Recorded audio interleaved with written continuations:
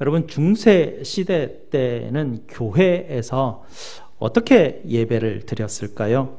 그때 중세 시대의 교회에서는 설교가 어떻게 전파되었을까요? 그때 당시에는 좀 지금과는 환경이 많이 달랐습니다.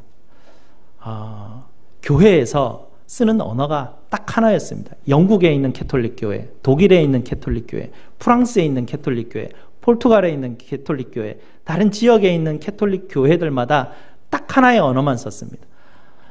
라틴어를 썼는데요. 당시에는 라틴어로 기록된 성경만 하나님의 말씀이라고 주장했습니다.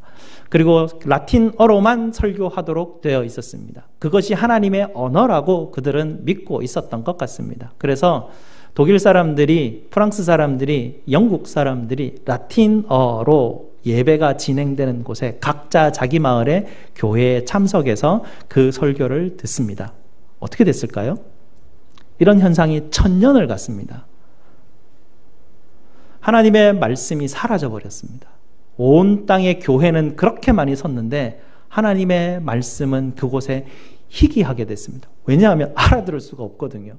라틴어로 말하는데 어떻게 알아듣겠어요? 독일 사람들 독일 말만 하고 영국 사람들은 영어만 말하고 프랑스 사람들은 프랑스 말만 하는데 라틴어로 교회에서 자꾸 설교를 하면 뭐 방법이 없지 않습니까? 알아들을 수가 없어요. 사제가 뭐라 하고 앞에서 막 하는데 굉장히 거룩해 보이는 의식은 있는 것 같아요. 그래서 참석하고 나면 뭔가 위로를 받고 오는 것 같아요. 그리고 가서 영성체를 받죠. 성찬에 참여하면서 떡을 받아요. 이 떡을 받아 먹으면 너희가 구원을 받는다. 이런 이야기를 사제들로부터 듣기는 하거든요. 그래서 먹고 나면 내가 구원받은 사람은 맞긴 하구나 라는 정도만 가지고 그들이 신앙생활을 하는 거예요. 그러다 보니까 그들은 성인을 숭배하기 시작하고 특별한 신비로운 체험에 심취하게 되거나 그런 어떤 신앙들을 추구하는 그런 현상들이 한 1000년이라는 시간을 겪게 됩니다. 430년까지는 그렇지 않았어요. 사도행전을 보게 되면 하나님의 말씀이 흥황하더라 이런 말이 있거든요. 하나님의 말씀이 사도행전부터 시작해서 AD 430년 그러니까 성 어거스틴이 죽기 전까지는 하나님의 말씀이 온 로마와 로마 제국 전체를 향해서 말씀이 흥황해서 계속해서 퍼져나가는 때였습니다. 그러나 어거스틴이 죽고 난 이후에 그곳에 세워있던 모든 교회에서는 라틴어로만 사용하게 됐고요. 그 이후로는 하나님의 말씀이 사라져버리는 1000년까지 종교개혁이 일어나기 이전까지는 하나님의 말씀이 사라져버리는 그런 현상이 일어났습니다. 하나님의 말씀이 사라지고 난 다음에 어떻게 됐습니까? 세상 역사는 그 기간을 중세 암흑기라 이렇게 표현을 합니다. 아니 하나님의 말씀이 사라졌는데 왜 세상 역사가들이 중세를 향해서 중세 암흑기라 그렇게 말을 하는 거예요? 하나님의 말씀이 사라지고 난 다음에 어떤 현상이 일어나고 있는지 하나님이 세계의 역사를 통해서 우리에게 계속해서 보여주고 계시고 하나님을 믿는 사람이든 믿지 않는 사람이든 하나님의 말씀이 사라지고 난 이후에 어떤 암흑기와 어두움의 시간들이 임하였는지를 하나님이 우리에게 보여주시는 사건입니다. 중세 암흑기에 어떤 일들이 일어났습니까? 사람들은 도덕적으로 많이 타락했습니다. 특별히 사제들, 종교인들은 세속화되어서 돈을 추구하고 권력을 추구하면서 서로 자기의 권력을 더 많이 가지려고 하는 일들이 일어나는 참 암울한 시대가 중세 암흑기였습니다. 오늘 우리가 계속해서 묵상하고 있는 사사시대, 중세 암흑기와 똑같은 시대였죠. 하나님의 말씀이 희귀한 시대였습니다. 말씀이 사라지고 없었습니다. 사사기 시대 동안 하나님의 말씀이 사라지고 나니까 사사기가 어떻게 됐습니까? 자기 소견대로 행하더라.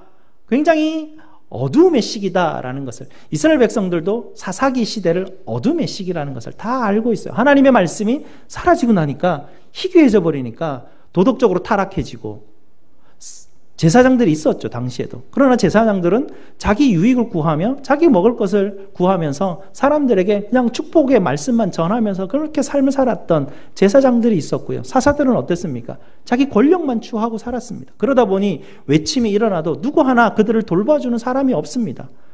이스라엘 백성들은 무엇을 추구합니까? 우상을 추구하고 신비로운 어떤 그 신앙의 체험들을 추구하는 사람들로 변해갑니다. 사사시대는 그렇게 하나님의 말씀이 사라지고 난 이후에 암흑기가 되었습니다. 중세 시대가 지나고 종교개혁 시대가 다가올 때쯤에 위클리프라는 분이 계셨어요. 영국에서 도대체 하나님의 말씀이 라틴어로 전파되니 사람들이 못 알아듣니 답답하고 하나님이 아마 그에게 그런 마음을 주셨던 것 같아요. 우리 백성들이 아는 영어로 성경을 번역하자. 그가 영어로 성경을 번역하기 시작합니다. 하나님의 말씀을 가르치기 시작해요. 처음으로 그들이 하나님의 말씀을 듣기 시작합니다. 늘 라틴어로 무슨 말인지 모르고 들었던 하나님의 말씀이 자기가 알아듣는 말로 자기 귓가에 하나님의 말씀입니다라고 그게 막 들려지기 시작하는데, 그 하나님의 말씀을 들었던 사람들이 폭발적으로 뭔가 변화를 체험하는데요. 캐톨릭 교회가 어떻게 했겠습니까? 와, 이런 변화가 일어나니까 저 사람들을 더욱더 독려해서 우리가 다른 나라 말로도 번역하자, 이렇게 했겠어요? 그 사람들을 잡아서 화형시켜버립니다. 그런 일들이 일어나고 끝났을까요? 위클리프와 그 이후에 존 후드라는 사람들이 일어나고 여러 사람들이 계속해서 이 번역 작업들을 하면서 드디어 루터라는 사람에게까지 이르게 되고, 그 루터라는 사람도 하나님의 말씀을 붙들고 불이 붙어서 이 말씀을 전하지 않고는 뭐 어찌 할 수 없는 거예요. 독일어로 번역을 하기 시작하죠. 그때부터 종교개혁의 시작점이 불일 듯이 막 일어나기 시작하는데요. 이게 종교개혁이 일어나는 일들로 어디부터 시작했느냐? 말씀을 번역하여 전파하는 그 시점부터 하나님께서 일하심이 시작됐다라는 얘기예요. 종교개혁 이후에 교회들이 새로 시작됩니다. 개혁되기 시작하고 교회들마다 하나님의 말씀이 선포되기 시작합니다. 칼빈이 사역하였던 스위스 제네바라는 도시에서는 일주일에 우리가 일주일에 한 번 그 성당 가서 캐톨릭 가서 예배를 드려도 라틴어로 무슨 말인지 알아듣지 못하는 그 시대에 교회를 세워서 그곳에서 하나님의 말씀을 정기적으로 공적으로 6번의 예배를 통해서 말씀이 매일 전파되는 그런 사건들이 제네바에서 일어납니다. 제네바 사람들이 너무나 엄청난 축복을 누리게 됩니다.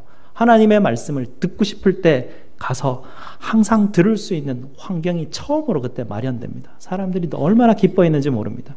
여러분들은 지금은 늘 우리가 성경을 손에 듣고 있고 방송도 어디서나 여러분이 듣고 싶으면 틀면 말씀이 나오고, 여러분이 원하시면 어느 교회를 어느 지역을 방문해서든지 교회가 서 있기 때문에 가면 말씀을 항상 들을 수 있었기 때문에 지금은 어떤 상황이 벌어지는지 모르는데, 종교개혁이 일어나는 처음 시대 그때 백성들은 이것이 너무나 상상할 수 없는 일이었거든요.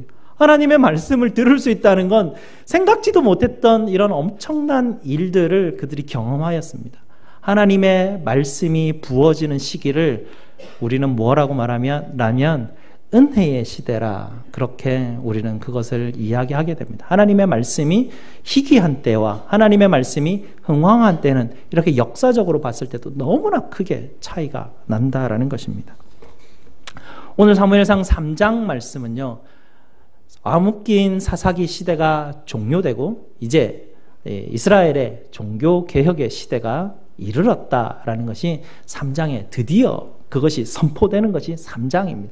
3장은 우리가 읽으면 사무엘이 하나님이 사무엘아 사무엘아 달려갔더니만 엘리에게 막 달려가가지고 엘리 제사장이 가서 누워라 그러고, 또 사무엘아 부르면 또 엘리 제사장이 다가가고, 하나님이 사무엘아 사무엘아 부르는데 사무엘이 알아듣지 못한 그런 이야기로만 지금 우리가 이것을 이해하는 3장의 스토리가 아니고요. 3장의 스토리는 하나님이 이제 침묵을 깨시고 이제는 이스라엘 백성들에게 말씀에 희귀하시던 말씀하시지 않은 때가 지나가고 이제는 새 시대가 도래했다라는 그 선포를 3장을 통해서 하시거든요. 19절 말씀에 이렇게 말씀하십니다.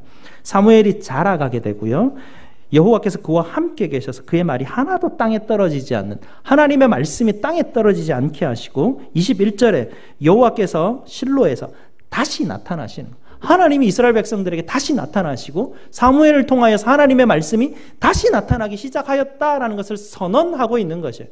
이제 하나님의 말씀의 희귀한 때 끝나고 말씀이 그들 앞에 지금 주어져 있는 은혜의 시기가 시작되었습니다 라는 것을 3장을 통해서 선포하게 됩니다. 오늘 3장 첫 번째 부분은 어떤 이야기를 하냐면, 이렇게 종교개혁 시기가 시작이 되어지는데 3장 1절부터 3절까지는 이렇게 종교개혁이 오기 직전에 있는 깜깜함이 있는, 아직까지 새벽 미명의 상태가 어떤 부분인지를 3장 1절이 우리에게 보여주고 있죠. 3절은 특별히 이렇게 이야기합니다. 하나님의 등불은 아직 꺼지지 아니하였으며 사무엘은 하나님의 궤에 있는 여호와의 전 안에 누웠더니 이렇게 표현하고 있죠. 하나님의 성막이 있어요. 성막은 밤에도 성막을 밝히게 하는 등불을 그곳에 세우게 되어 있는데요. 그 등불은 기름을 부어서 새벽이면 이렇게 꺼지도록 그렇게 만들어 놓았다고 합니다.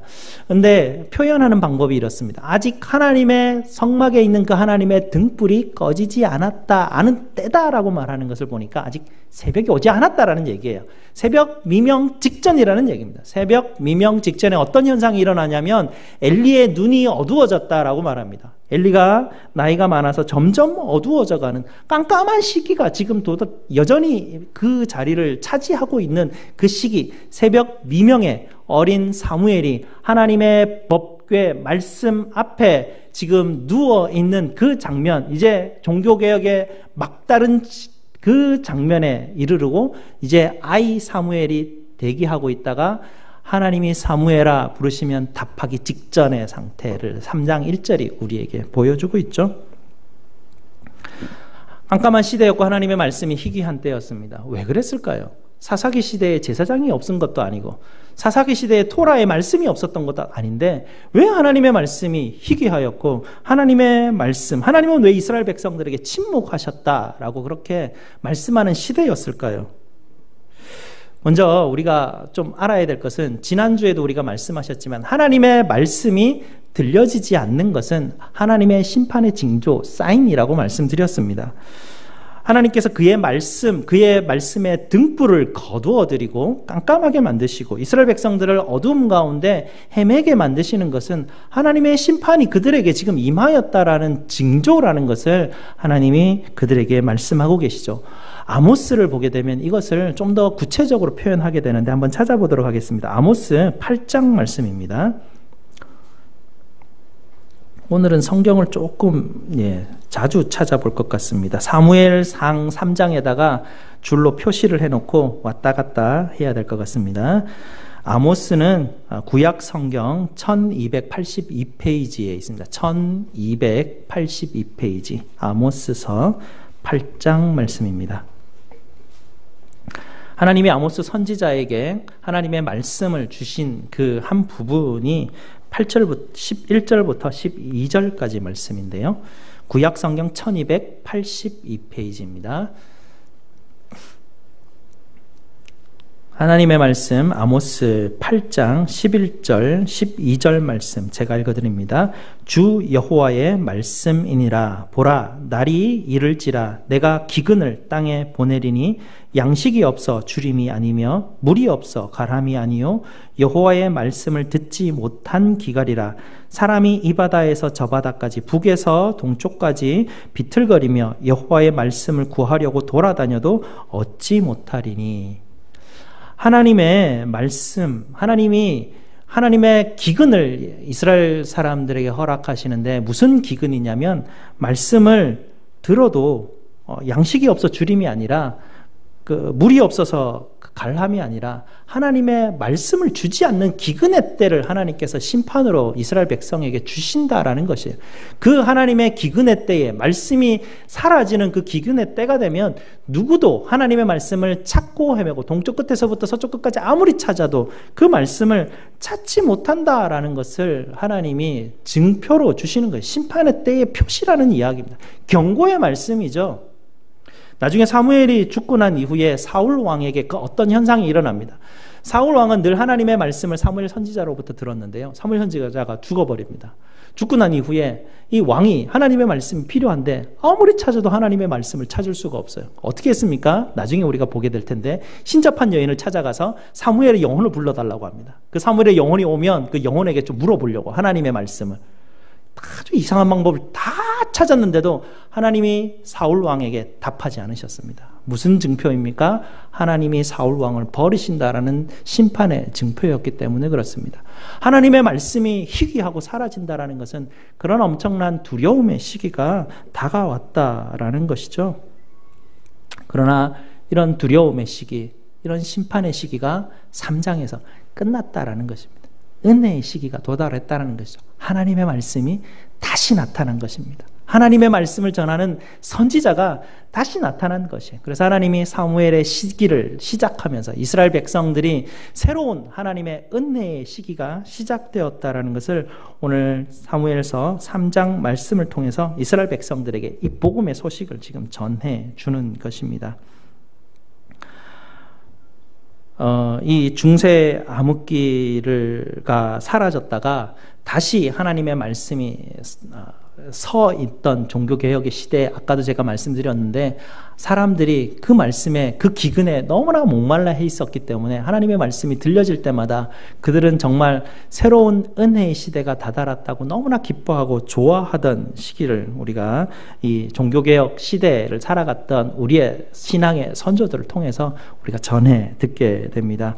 복음의 말씀은 흥황하였고요. 각 도시마다 교회가 세워지면서 새로운 대부흥의 시기가 도달했죠. 미국에도 교회가 세워지게 되고 미국도 큰 부흥의 시기들이 일어나고 미국 전체로 이 말씀이 흥황하는 그런 사건들을 경험하게 됩니다. 그래서 우리는 지금 그 시대를 살아가고 있습니다. 우리가 너무나 은혜가 넘쳐 흐르는 시대를 살아가고 있기 때문에 우리는 이 넘쳐 흐르고 주체하지 못하는 이 은혜의 말씀의 은혜의 시대에서 이것이 은혜인지 어떤 것인지 늘 숨쉬는 공기가 내게 느껴지지 않는 것처럼 은혜가 항상 내 주위를 둘러싸고 있는 시대를 우리는 삶을 살아가고 있습니다. 한 사람마다 다 성경이 손에 들려져 있는 시대이고요. 방송마다 말씀이 들려져 오는 그런 시대입니다. 이런 말씀이 넘쳐나는 풍년의 시대가 도달했기 때문에 더 이상 하나님의 말씀이 희귀한 시대는 우리에게 도달하지 않을 것이다. 이렇게 우리가 생각할 수도 있습니다. 그런데 그 말은 틀린 것 같습니다. 왜냐하면 여러분 이런 표현 쓰죠. 말씀의 홍수 시대다. 홍수가 무슨 말입니까? 물은 많은데 먹을 물이 없다는 게 홍수의 비참함입니다. 물이 내 앞에 너무나 많은데 그것을 마실 수 없는 거예요. 그것만큼 비참한 일이 없는 것이죠. 그것이 심판의 또한 다른 징조인 것을 우리가 말씀을 통해서 알 수 있습니다. 중세시대에는, 사사시대에는 하나님의 말씀이 없었습니까? 그때도 기록된 말씀이 있었죠. 그러나 그 기록된 말씀이 있었지만 하나님의 그 어떤 하나님께서 주시는 그 말씀이 희귀하던 시대, 그 희귀하던 시대가 어떻게 해서 이렇게 도대체 무엇이 하나님의 말씀을 이렇게 희귀하게 만들 수 있을까? 그 부분을 예수님께서 우리에게 가르치신 부분이 있습니다. 마가복음을 한번 볼 텐데요. 마가복음 4장 말씀 한번 찾아보겠습니다. 신약에 있습니다. 신약의 마가복음 4장 말씀입니다. 하나님의 말씀이 희귀하게 만든 어떤 현상들이 일어나게 되는데요. 마가복음에 예수님께서 그런 현상이 왜 일어나고 있는지를 우리에게 설명하는 부분이 마가복음 4장 9절에서 12절 말씀입니다. 신약성경 58페이지입니다. 신약성경 58페이지 마가복음 4장 9절 말씀. 하나님 말씀 마가복음 4장 9절에서 12절 말씀 제가 읽어드립니다. 또 이르시되 들을 귀 있는 자는 들으라 하시니라. 예수께서 홀로 계실 때에 함께한 사람들이 12제자와 더불어 그 비유에 대하여 물으니 이르시되 하나님의 나라의 비밀을 너희에게는 주었으나 외인에게는 모든 것을 비유로 하나니 이는 그들이 보기는 보아도 알지 못하며 듣기는 들어도 깨닫지 못하게 하여 돌이켜 죄사함을 얻지 못하게 하려 함이라 하시고, 이것이 하나님의 말씀을 희귀하게 만드는 현상이 일어나는 어떤 현상을 일어나게 하는 부분들인데, 예수님께서 여기서 표현하신 부분이 뭐냐면 하나님 나라의 비밀이라고 말합니다. 비밀이라면 무엇인가 아무도 알아보지 못하게 시크릿하게 숨겨져 있는, 열쇠를 열어서 한두 사람에게만 열려주는 그런 이야기를 하는 비밀이라는 이야기가 아니에요. 여기서 말하는 비밀은 무엇이냐면 너희와 그리고 외인과 이게 구분을 할 수 있기 때문에 이런 현상이 일어난다라는 것이에요. 들어도 들을 수 있는, 들려졌을 때 들을 수 있는 사람과 말씀이 들려졌을 때 들을 수 없는 사람이 분리되기 때문에 하나님 나라는 이렇게 비밀을 품고 있다라는 이야기를 하는 것이에요. 마가복음을 시작할 때 예수님이 마가복음 첫 번째 1장 부분에서 예수님이 선포하신 내용이 있습니다. 하나님의 나라가 임하였으니 회개하고 복음이, 하나님의 나라가 가까웠으니 회개하고 복음을 믿으라. 주님께서 이스라엘 백성들에게 선포하셨던 복음의 메시지였습니다. 하나님의 말씀이 선포되고 있으니까 여러분은 회개하고 복음을 믿어 그 말씀을 들을 수 있게 됐다라는 이야기입니다. 말씀을 들을 귀 있는 자가 듣는 현상이 언제 일어나냐면 회개하고 복음을 믿을 때 그 말씀이 들려지는 현상을 경험한다라는 것입니다.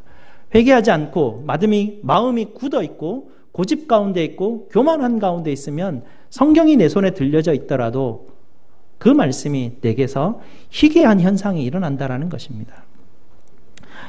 이사야서 한 장 더 찾아봤으면 좋겠습니다. 이사야서 66장 말씀입니다. 오늘 하나님 말씀에 관하여서 하기 때문에 조금 많이 찾아보도록 하겠습니다. 구약 성경 1048페이지입니다. 구약 성경 1048페이지 이사야 66장 2절과 2절 말씀 찾아보도록 하겠습니다.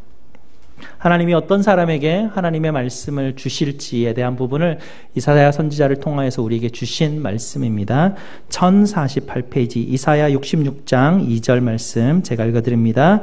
나 여호와가 말하노라 내 손이 이 모든 것을 지었으므로 그들이 생겼느니라. 여기서부터입니다. 무릇 마음이 가난하고 심령에 통회하며 내 말을 듣고 떠는 자 그 사람은 내가 돌보려니와. 하나님이 돌보는 사람이 누구입니까? 하나님의 나라의 비밀을 아는 너희는 누구입니까? 그 사람은 바로 마음이 가난하고 심령에 통회하여 내가 말할 때에 두려워 떨므로 하나님 앞에 서서 주의 종이 듣겠나이다 주여 말씀하시옵소서 하는 그 사람이 바로 하나님께서 돌보는 사람이란 이야기입니다. 그 하나님이 돌보시니 그 하나님이 인도하시니 그의 가는 길이 복된 길이고 그의 가는 길이 곧은 길일 수밖에 없는 것입니다. 그 엄청난 은혜의 현상의 사건이 지금 이스라엘 백성들에게 다가왔다라는 것이에요. 이스라엘 백성들이 이제는 그 사사 시대를 암흑의 시대를 지나가고 이제는 하나님이 그들에게 이렇게 비밀을 알게 하시는 하나님의 말씀을 깨닫게 하시는 그런 현상들을 우리가 보게 됩니다. 이제 사무엘서를 우리가 이제 계속해서 그 사무엘서를 따라가게 될 텐데 어떻게 회개의 역사가 일어나며 어떻게 복음의 말씀 앞에 순종해 나가는지에 대한 부분들을 이 사무엘서를 통해서 하나님이 계속 보이시고 하나님의 말씀이 어떻게 그들 가운데 흥황해 가는지에 대한 역사들과 하나님의 말씀이 사라지는 사람들에게 어떤 현상들이 일어나는지에 대한 것을 계속 우리에게 이것을 비교해서 분명하게 하나님이 말씀해 주실 것입니다. 하나님의 말씀 우리가 따라갈 텐데요. 이렇게 하나님의 말씀을 듣는 사람은, 들을 귀가 있는 사람은 하나님께서 예수님을 통해서 우리에게 주셨던 대로 회개함으로 복음을 믿는 자, 마음이 가난하여 또 심령에 통회하는 자, 하나님의 말씀이 선포될 때 두려워 그 앞에 하나님의 말씀에 귀 기울이는 자, 그에게 하나님께서 하나님의 은혜의 풍성함, 은총의 풍성함을 허락하신다라고 약속하십니다. 그래서 하나님의 말씀이 선포되는 그곳에는 두 가지 현상이 일어난다고 성경은 우리에게 가르치는 것을 우리가 보게 되죠. 어떤 현상이 일어납니까? 하나님의 말씀이 선포되는 곳은 하나님의 은총이 풍성하게 되는 현상이 일어나고요. 반대편으로는 하나님의 심판의 현상이 일어나게 돼요. 왜냐하면 하나님의 말씀이 들려지고 깨달아지는 현상이 일어나게 되고 하나님의 말씀이 희귀해서 말씀이 안 들리는 현상도 같이 동시에 일어나기 때문에 그렇습니다. 그래서 하나님의 말씀이 선포되는 그 자리에 앉아있는 그 자리는 축복의 자리이기도 하지만 두려움의 자리이기도 하기 때문에 주의 말씀이 선포되는 곳에 두려움으로 앉아있으라. 주님께서 그렇게 우리에게 말씀하고 계십니다. 그런데 두려운 것만은 아니에요. 오늘 말씀을 보게 되니까 하나님은 어떤 분이신가를 오늘 말씀을 통해서 우리에게 보여주시는데요. 하나님은 친절하시고 온화하시며 오래 기다리시고 참으시는 하나님이심을 우리가 발견하게 됩니다. 어떤 일이 있냐면요. 오늘 7절 말씀을 한번 봅니다. 7절 말씀이 사무엘상 3장 7절 말씀입니다. 사무엘이 아직 여호와를 알지 못하고 여호와의 말씀도 아직 그에게 나타나지 아니한 때라. 이 사무엘이 아직 하나님을 몰라요. 하나님이 그에게 말씀하시는 것을 어떻게 응답해야 되는지 한 번도 경험한 적이 없어요. 지금 그런 현상이 처음 일어난다라는 것이에요. 하나님이 이것을 아신다라는 얘기입니다. 하나님의 말씀이 전파될 때 우리가 하나님의 말씀을 듣지 못하는 아이와 같다라는 것 너무 잘 아신다라는 것이에요. 그래서 하나님께서 이 말씀, 오늘 이 사무엘이 하나님을 처음 대면하는 이 장면을 상세하게 설명을 해주고 계시면서 이렇게 하죠. 사무엘아 부르는데 사무엘이 하나님 앞에 갑니까? 소리는 들리는데 이게 하나님의 음성인지 누구의 음성인지 모르니까 엘리에게 쫓아가는 일이 3번이나 반복이 되죠. 4번째 하나님 앞에 나아가서 응답하게 됩니다. 엘리는 그 사무엘에게 하나님 앞에 어떻게 응답해야 되는지 여호와의 종이오니 주여 말씀하옵소서 이렇게 하나님 앞에 응답하거라 라고 가르칠 때 그제서야 하나님 앞에 응답하는 것을 배우게 됩니다. 오늘 이 본문에서 말씀하시는 하나님은 어떤 분일까요? 야, 내가 너 불렀는데 감히 네가 어떻게 내 음성을 못 들을 수 있어? 엘리 너는 뭐 했어? 쟤한테 그것도 안 가르쳤어? 하나님이 막 다그치시면서 한 번 불렀다고 팩 떨어지는 쫌생이 같은 그런 하나님을 여기에서 우리에게 보이시지 않으세요? 하나님은 굉장히 부드러운 목소리로 음성으로 다가가시고 하나님은 서두르시지 않는 하나님의 모습을 우리에게 이 사무엘의 이야기를 통해서 우리에게 들려주고 계십니다. 그러니 하나님의 말씀이 선포되는 자리에 지금 세대를 살아가고 있는 우리에게도 하나님의 성품이 변하지 않기 때문에 그 성품대로 하나님께서 우리에게 다가오시는데 온화하시고 서두르시지 않으시는 모습을 우리에게 다가오시고 하나님의 음성을 들릴 때 이것은 하나님 나라의 비밀을 이야기하는 것이기 때문에 잘 모르는 게 정상이라는 것을 아셔요. 그래서 하나님께서는 사무엘아 부르시고 또 부르시고 또 부르셔요. 오늘 사무엘상 3장 4절에서 11절까지 부른다라는 동사가 11번이나 나와요. 그만큼 이게 하나님께서 많이 부르신다는 얘기예요. 하나님이 많이 우리를 찾고 부르신다라는 얘기를 여기서 우리에게 보여주시는 하나님의 어떤 성품을 우리에게 보여주시려고 이 스토리를 우리에게 지금 기록해서 듣게 하시는데요. 하나님은 사무엘이 이렇게 천천히 알아듣도록 그 시간을 허락하시는 하나님이시죠. 하나님이 막 안달하시면서 다그쳐서 막 그렇게 급하게 왜 이것도 못해! 라고 하는 그런 우리 엄마 아빠와 같지 않으신 분이라시는 거죠. 우리가 자라갈 때 다 경험하셨지 않습니까? 엄마 아빠가 막 닥달하잖아요. 아니 어린 나이에 모르죠. 뭐 잘 모를 수도 있는데 엄마 아빠는 답답하니까 막 닥달할 수 있어요. 근데 우리 하나님은 그런 하나님이 아니다. 사무엘이 이해가 더디고 깨닫는 게 더딘데 하나님 짜증내지 않으셨어요. 하나님이 사무엘을 훈련시킬 때 스탑워치 들고 야, 왜 기록이 이거밖에 안 돼? 너 한 번에 대답해야지 왜 3번, 4번째 겨우 이제 대답하는 거야? 스탑워치 들고 우리 아이 앞에 서 계시는 그런 우리를 그렇게 막 닥달하시면서 훈련하시는 하나님이 아니시잖아요. 아이들도 문제 풀 때 5분 안에 이 문제 다 풀어 이러고 시계를 누르면 다 당황해서 못해요. 막 급하고 이걸 어떻게 물지 막 당황하잖아요. 여러분 누가 일하는데 뒤에서 누가 쳐다보면 일할 수 있어요? 저도 뭐 군에 가서 뭔가 이렇게 자꾸 가르치는데 상관이 와서 뒤에서 막 쳐다보고 있으면 떨려가지고 뭘 못하겠어요. 하나님 그런 하나님이 아니라는 얘기죠. 하나님은 또 부르시고 또 부르셔요. 계속해서 우리에게 시간을 허락해 주시는 분이 하나님이십니다. 하나님이 어떠한 분이신지 우리 예수님이 우리에게 가르쳐 주시는데요. 요한복음 16장 한 번 더 찾아보겠습니다. 요한복음 16장입니다. 오늘 말씀, 주의 말씀을 이야기하는 특별히 주제가 그래서 더 많이 찾아보겠는데요. 요한복음 16장 12절 말씀입니다. 16장 12절, 13절 말씀인데요. 신약성경 175페이지입니다. 신약성경 175페이지 요한복음 16장 12절 말씀 이렇게 되어 있습니다. 내가 아직도 너희에게 이를 것이 많으나 지금은 너희가 감당하지 못하리라. 그러나 진리의 성령이 오시면 그가 너희를 모든 진리 가운데로 인도하시리니 그가 스스로 말하지 않고 오직 들은 것을 말하며 장래일을 너희에게 알리시리라. 예수님이 말씀하시는 것은 서두르지 않으시겠다는 얘기예요. 내가 지금 가지고 왔는 이 이야기를 3년 안에 너희에게 다 가르치고 내가 가겠다. 제자들에게 그렇게 얘기하시지 않는 거예요.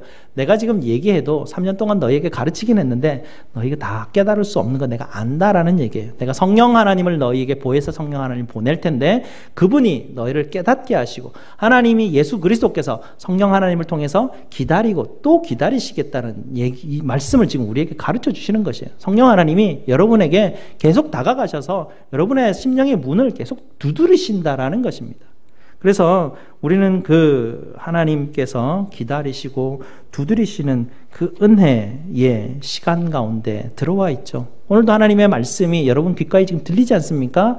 아, 예수님은 우리가 연약한 거 아시는구나. 이 말씀이 들려왔지 않습니까? 아, 예수님은 기다리시는 하나님이시는구나. 우리 마음에 들러왔지 않습니까? 여러분 마음에 이 말이 들린다는 게 무슨 현상입니까?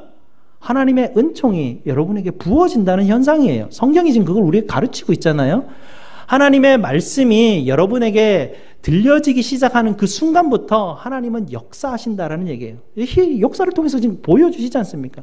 사사기 시대부터 해서 암흑기를 지나서 지금까지 하나님의 말씀이 시작되는 곳에 어떤 현상이 일어나고 있는지 하나님이 우리에게 들려주시고 있거든요.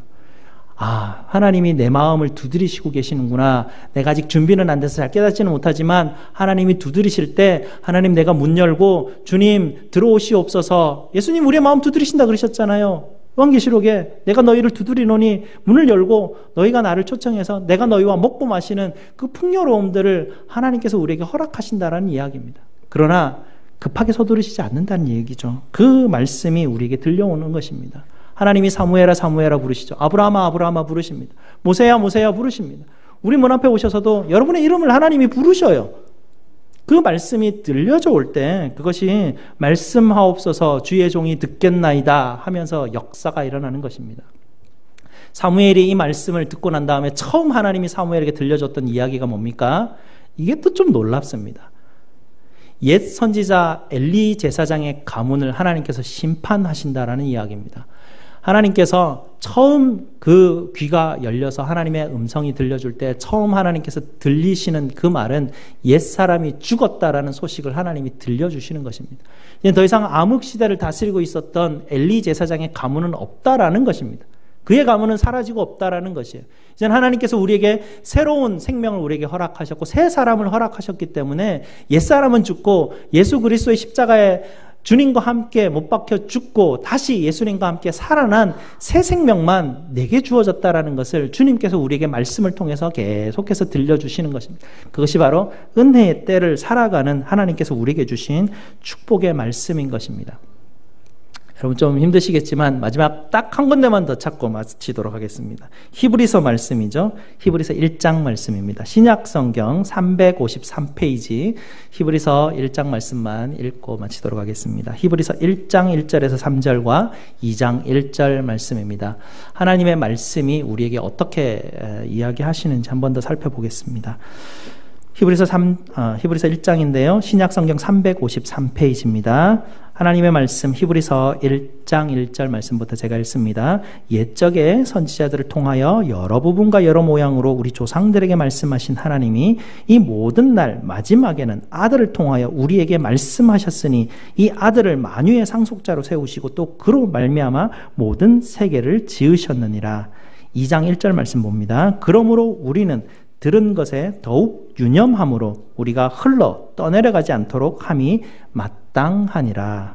뭐라고 말씀하십니까? 하나님이 선지자들에게 여러 모양과 여러 부분으로 조상들에게 말씀하셨습니다. 하나님이 선지자를 통해서 주셨던 말씀을 통해서도 이스라엘 백성들이 은혜의 시대를 누렸습니다. 그들이 심판의 때를 그들이 경험했습니다. 선지자를 통해서 말씀하신 그 말씀도 이런 영향력을 발휘했는데 하나님의 아들이 이 땅 가운데 오셔서 우리에게 전해주셨던 이 말씀은 도대체 어떤 영향력이 있다라는 얘기입니까? 비교할 수 없는 영향력이라는 것이에요. 하나님의 말씀이 선지자들을 통해서 이스라엘에게 부어졌을 때 그 은혜가 흥왕하였다면 하나님의 아들이 이 땅 가운데 오셔서 그 말씀이 우리를 통해서 깨닫게 하셨다면 얼마나 그 은혜와 축복이 더할 것이냐라는 얘기를 하는 것이고, 반대편으로 선지자에게 주셨던 그 말씀을 통해서도 하나님이 심판하셨다면 하나님의 아들을 통해서 주시는 말씀을 통해서는 얼마나 큰 심판이 이 땅 가운데 임할 것인가라는 것을 하나님이 우리에게 동시에 두 가지를 다 주시는 것입니다. 그러니 2절 말씀에 우리가 들은 것에 더욱 유념하도록 흘러 떠내려가지 않도록 함이 마땅하다. 하나님의 아들이 내게 주셨던 이 말씀 붙들고 살아가는 게 마땅하다라고 말씀이 우리에게 가르치십니다. 여러분 마음이 가난하고 여러분의 심령이 통회하여 말씀이 들려질 때마다 두려워 주님 앞에 서서 하나님의 축복의 말씀으로 귀가 열리고 눈이 열리는 축복을 누리시는 저와 여러분 되시기를 주님의 이름으로 축복드립니다. 기도하시겠습니다.